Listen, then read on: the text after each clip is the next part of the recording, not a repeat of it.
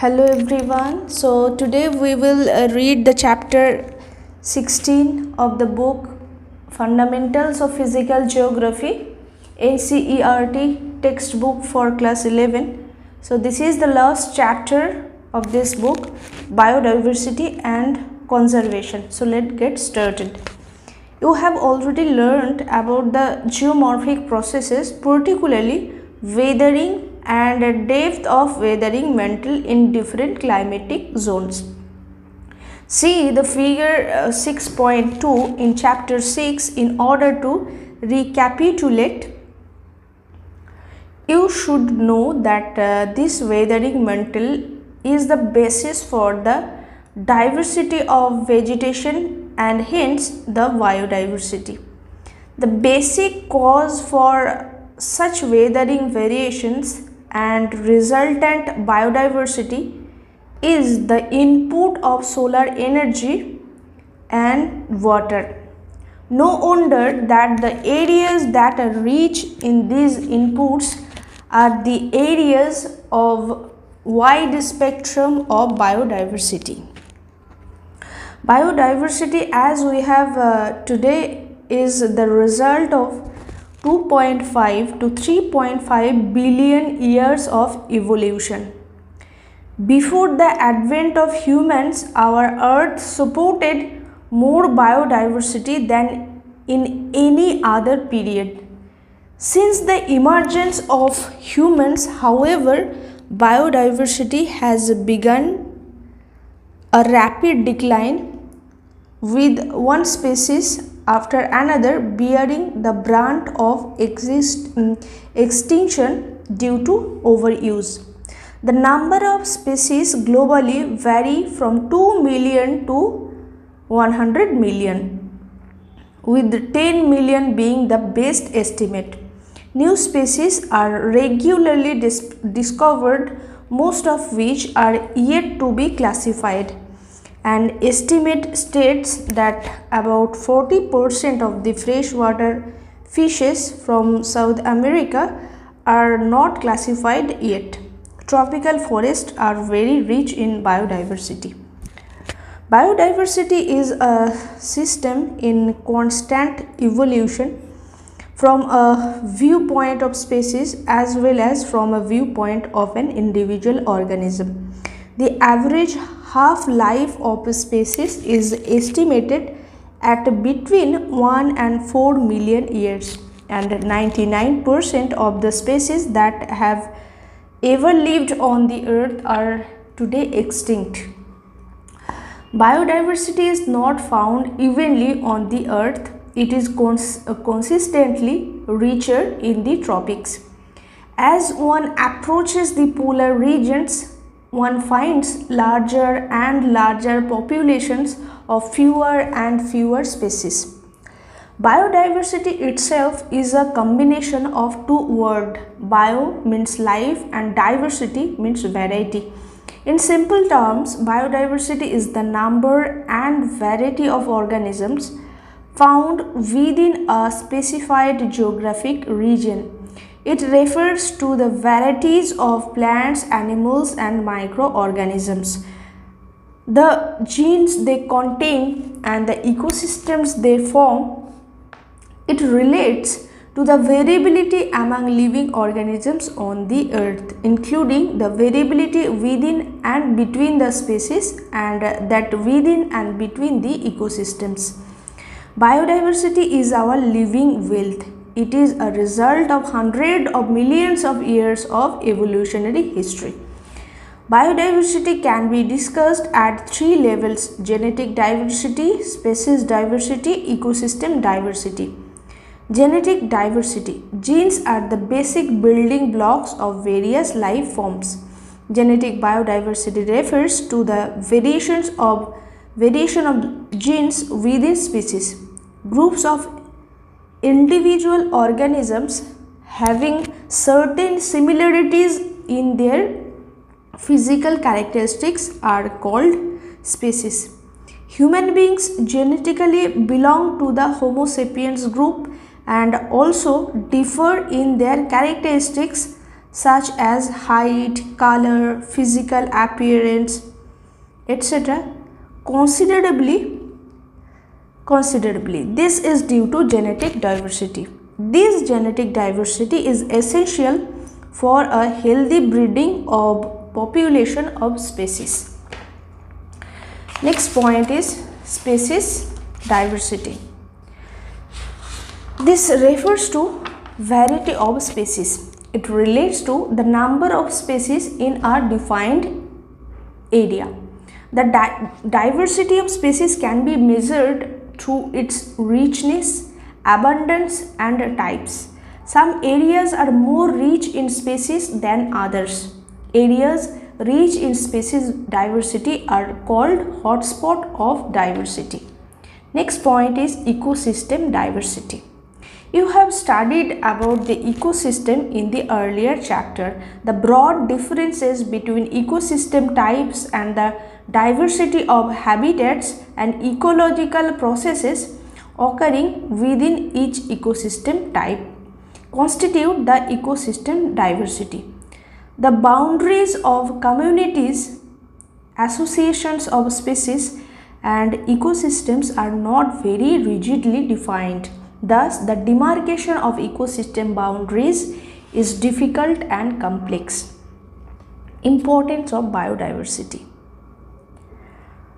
Biodiversity has contributed in many ways to the development of human culture, and in turn, human communities have played a major role in shaping the diversity of nature at the genetic, species, and ecological levels. Biodiversity plays the following roles in ecological, economic, and scientific. Ecological role of biodiversity.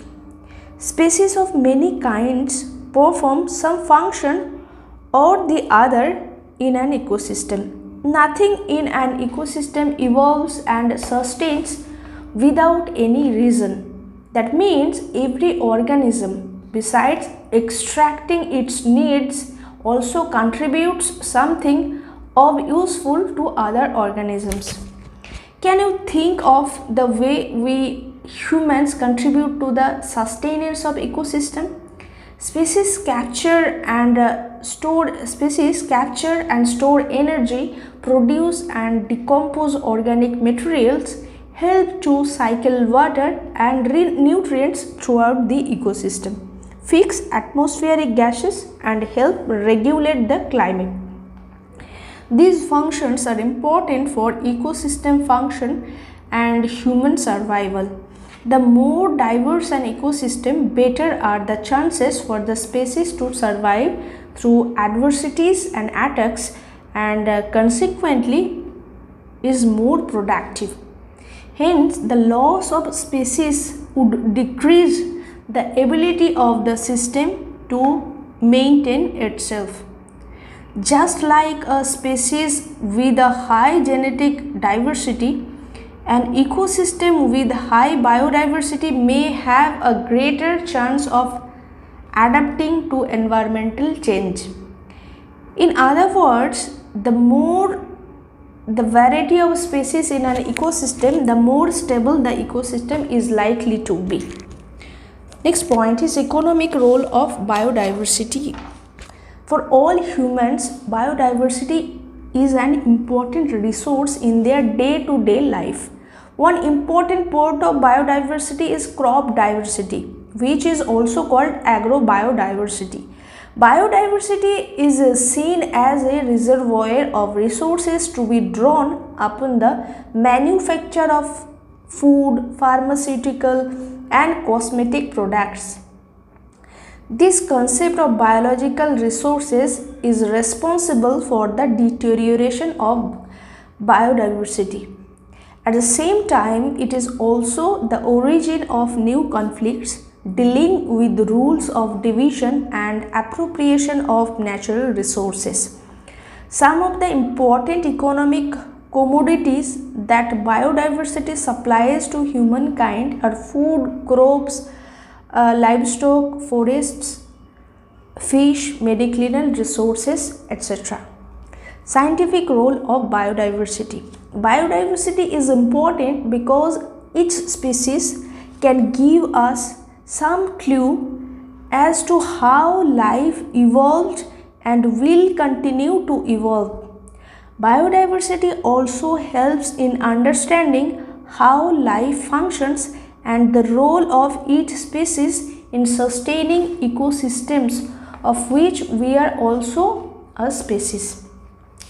This fact must be drawn upon every one of us, so that we live and let other species also live their lives.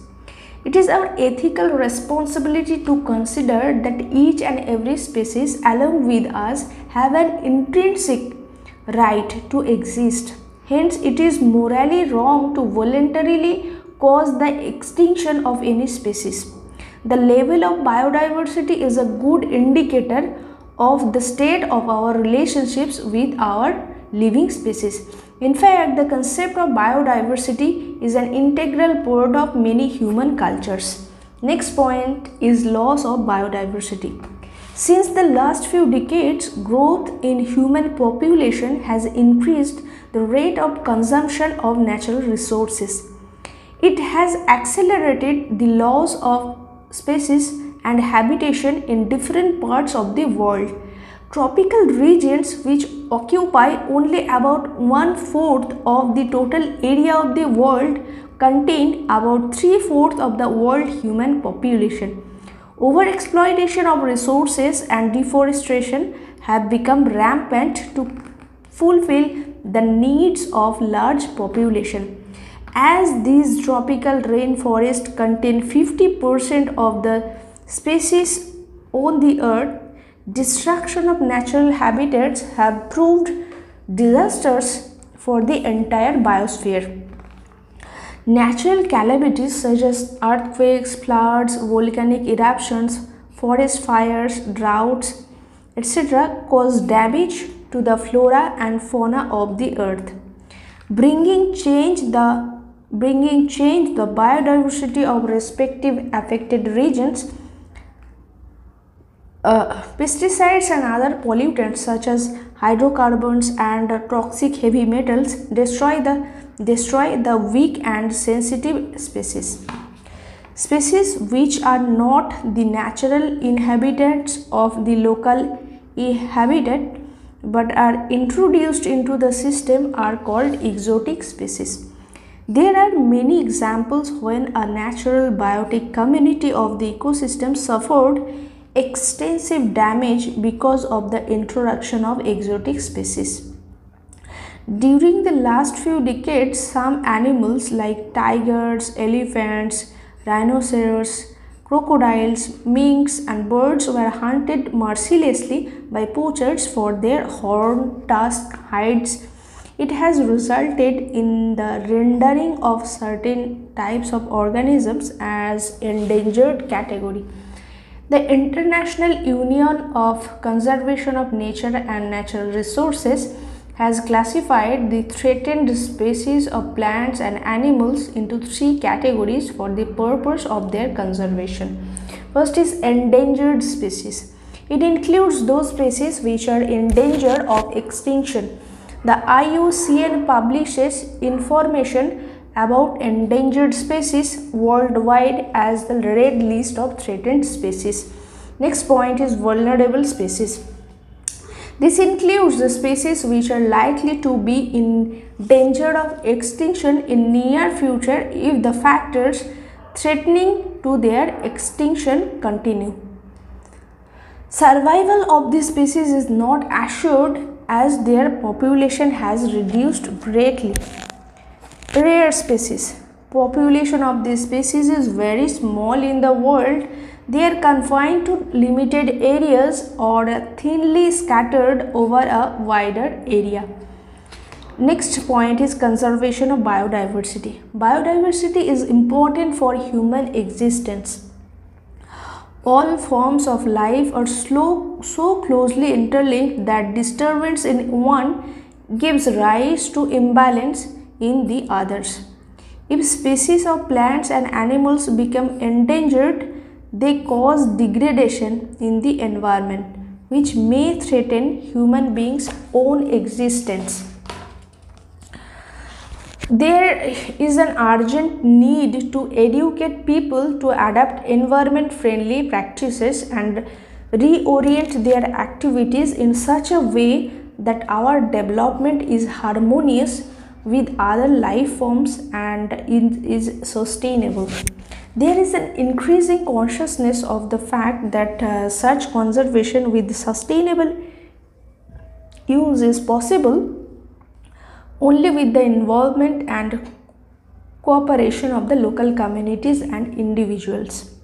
For this, the development of institutional structures at local levels is necessary. The critical problem is not merely the conservation of species nor the habitat, but the continuation of the process of conservation. The Government of India along with 155 other nations have signed the Convention of Biodiversity at Earth Summit held at Rio de Janeiro, Brazil in June 1992. The World Conservation Strategy has suggested the following steps for biodiversity conservation. Number 1, efforts should be made to preserve the species that are endangered. Number 2, prevention of extinction requires proper planning and management. Number 3, varieties of food crops, forage plants, timber trees, livestock, animals and their wild relatives should be preserved. Number 4, each country should identify habitats of wild relatives and ensure their protection. Number 5, habitats where species feed, breed, rest and nurse their young should be safeguarded and protected. Number 6, international trade in wild plants and animals be regulated.